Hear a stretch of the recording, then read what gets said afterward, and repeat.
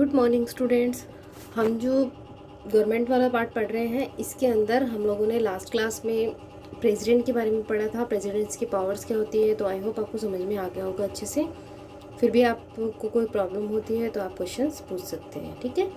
आज हम देखेंगे वाइस प्रेसिडेंट। प्रेसिडेंट के साथ में ही वाइस प्रेसिडेंट की भी एक पोस्ट होती है, और इसका भी जो हमारे आर्टिकल जो 63 है हमारे कॉन्स्टिट्यूशन के अंदर जो है वो रोल लिखा गया है, ठीक है। तो अकॉर्डिंग टू कॉन्स्टिट्यूशन ये आर्टिकल 63 के अंदर एक प्रेसिडेंट वाइस प्रेसिडेंट होना चाहिए। अब इसके लिए क्वालिफिकेशन है कि वो इंडियन होना चाहिए। और देखिए, एज से रिलेटेड क्वेश्चन बहुत बार आते हैं, तो एज वाला जो फैक्टर है ना, इसको आपको ध्यान में रखना है कि लोकसभा जो मेंबर है उनकी एज क्या होती है, पीएम के लिए क्या एज होती है, और जो प्रेसिडेंट है उसके लिए क्या एज होती है। तो ये सारी जो एज फैक्टर है ना, ये आपको ध्यान में रखने हैं। तो एज जो है वो 35 ईयर और अबोव होनी चाहिए, ठीक है। मिनिमम 35 ईयर होगी।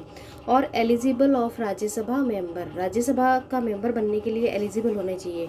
देखिए, वो इसलिए क्योंकि जो वाइस प्रेसिडेंट जो होते हैं ना, वो चेयरमैन होते हैं, राज्यसभा के चेयरमैन होते हैं। ये एक ऐसी पोस्ट होती है जिसके अंदर कोई भी पर्सन जो वाइस प्रेसिडेंट बनेगा वो डायरेक्टली राज्यसभा का चेयरमैन बन जाएगा, ठीक है।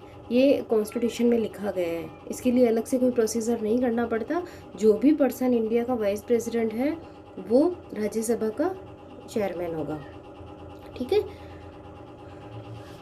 उसके बाद में इसका इलेक्शन किस तरह से होता है।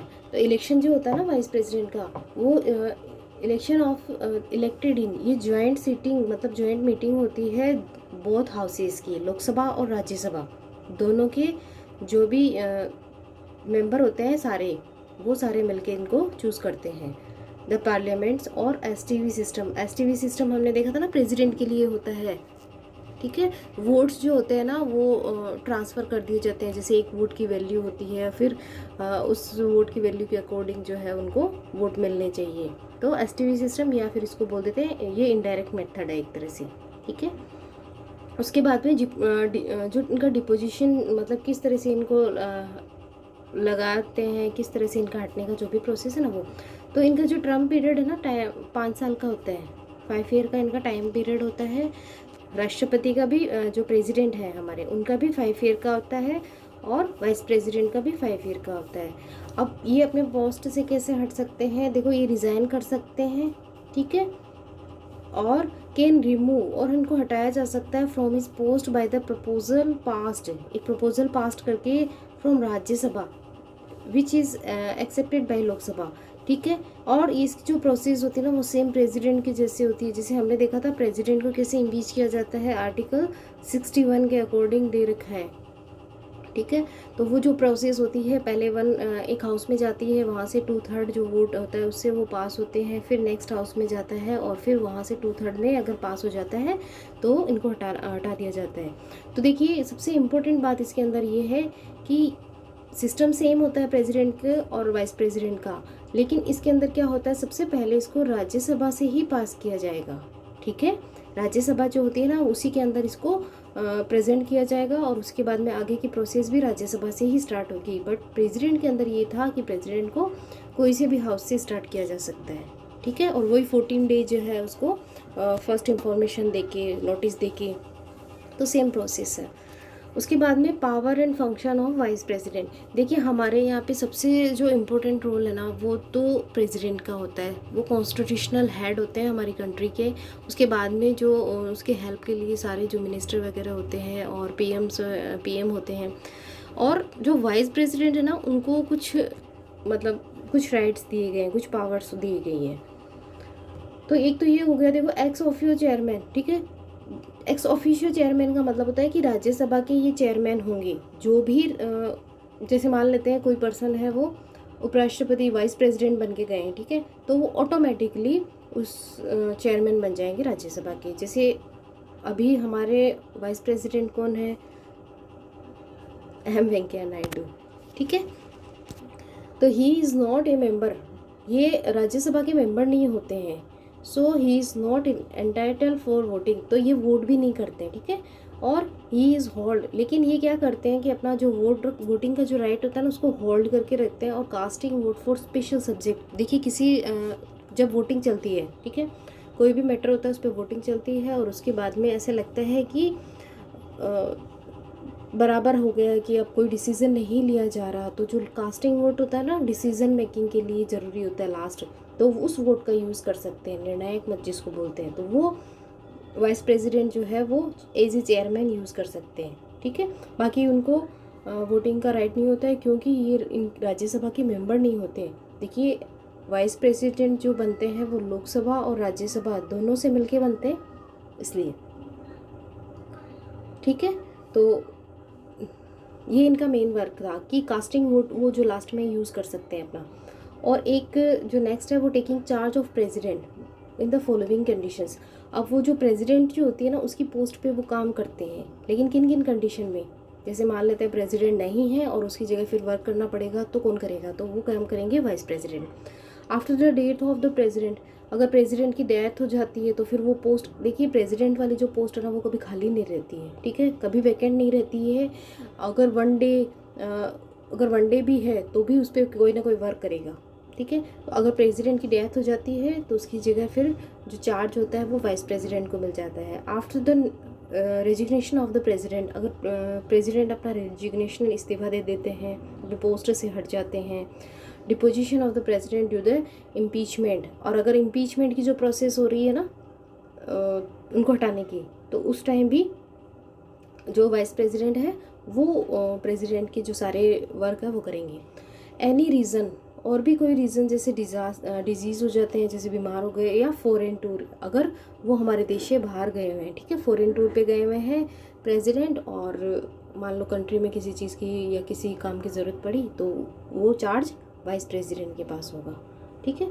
तो प्रेसिडेंट की एब्सेंट में ये मान सकते हैं कि प्रेसिडेंट की एब्सेंस में वाइस प्रेसिडेंट है वो अपना वर्क करते हैं, ठीक है। तो ये वाइस प्रेसिडेंट का छोटा सा टॉपिक था, आई होप आपको समझ में आ गया होगा। नेक्स्ट देखिए सबसे इम्पोर्टेंट टॉपिक आएगा प्राइम मिनिस्टर। ये हमारे जो है वो बहुत ही इंपॉर्टेंट टॉपिक है और इसमें से क्वेश्चन हर बार आता है, ठीक है। तो आर्टिकल जो 74 है हमारे कॉन्स्टिट्यूशन के अंदर, आर्टिकल 74 दे रखा है और उसके अंदर बता रखा है कि जो प्राइम मिनिस्टर होंगे, ठीक है, अपन एक प्राइम मिनिस्टर होंगे और एक काउंसिल ऑफ मिनिस्टर होगी जो वर्क करेगी। देखिए आपने देखा होगा कि हमारे यहाँ पे जो भी वर्क किए जाते हैं वो सारे के सारे प्राइम मिनिस्टर के नाम मतलब करते हैं। प्रधानमंत्री नरेंद्र मोदी जी जो है अभी, ठीक है, यही सारा वर्क कर रहे हैं। अभी जिस तरह से कोरोना की प्रॉब्लम चल रही है तो किस तरह से वो सारे डिसीजन लेने हैं, क्या पॉलिसी बनानी है, क्या रूल और करना है, तो ये सारा का सारा जो काम होता है ना वो करते प्राइम मिनिस्टर हैं, ठीक है। और इसके लिए उनको सिग्नेचर की ज़रूरत पड़ती है तो वो करते हैं प्रेसिडेंट, ठीक है।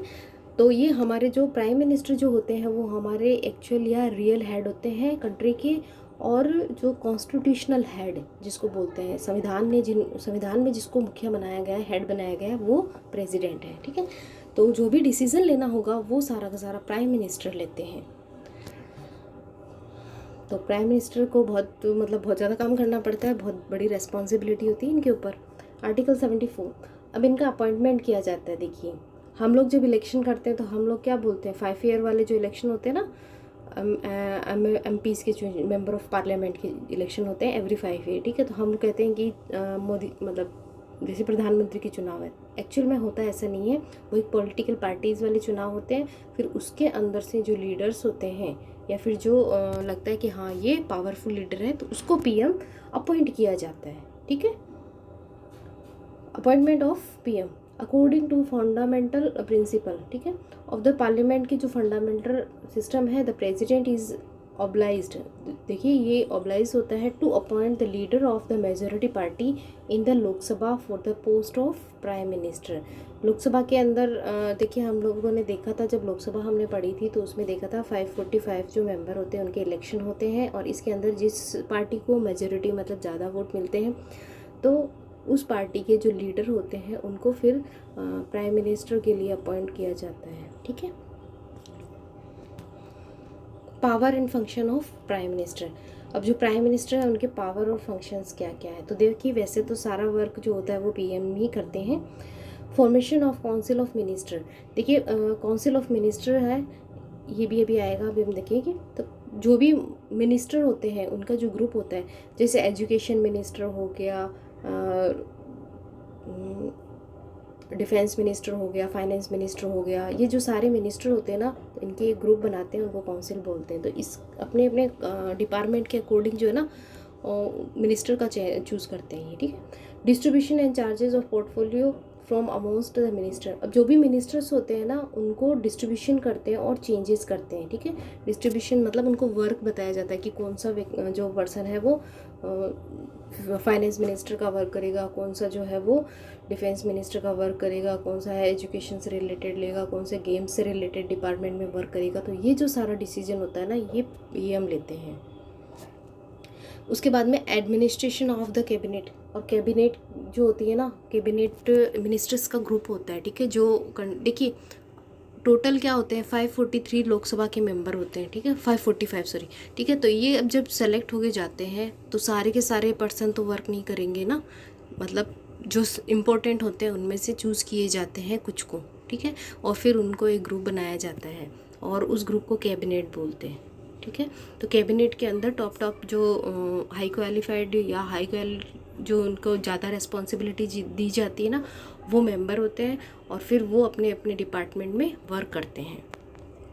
सभी को मंत्री नहीं बनाया जा सकता, तो ये मिनिस्टर्स होते हैं जो अपने डिपार्टमेंट का वर्क करते हैं। Coordination among various department of government, जो गवर्नमेंट के जितने भी डिपार्टमेंट हैं उनके अंदर कोऑर्डिनेशन करके चलते हैं। कैबिनेट की मीटिंग होती है जिसके अंदर वो सारे जो मिनिस्टर होते हैं ना उनको एक जगह बिठा के और उनसे मतलब वर्क की जो भी प्रॉब्लम्स होती है उनको सोल्यूशन किया जाता है। तो उनका जो काम करता है वो भी हेड होता है, पीएम वही करते हैं, ठीक है। लीडर ऑफ लोकसभा, अभी हमने देखा था कि लोकसभा के लीडर होता है, क्योंकि जिस पार्टी को मेजॉरिटी मिलती है और जो पावरफुल पार्टी होती है तो इसलिए वो अपने पार्टी का लीडर होता है, तो लोकसभा का भी वो लीडर बन जाते हैं, ठीक है।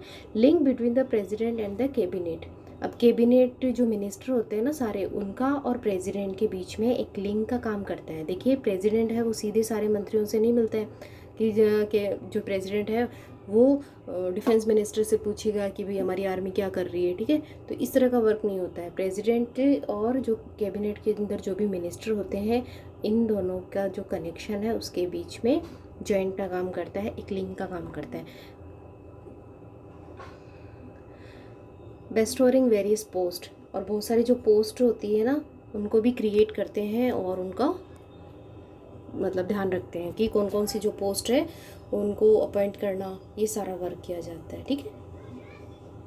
तो ये देखिए मैंने शॉर्ट में यहाँ पे बता रखा है और आपकी बुक में काफ़ी डिटेल में दे रखा है इसके अंदर से। तो ये नोट्स है, एज नोट्स हैं, आप इनको उसी तरह से पढ़ सकते हैं, समझ सकते हैं।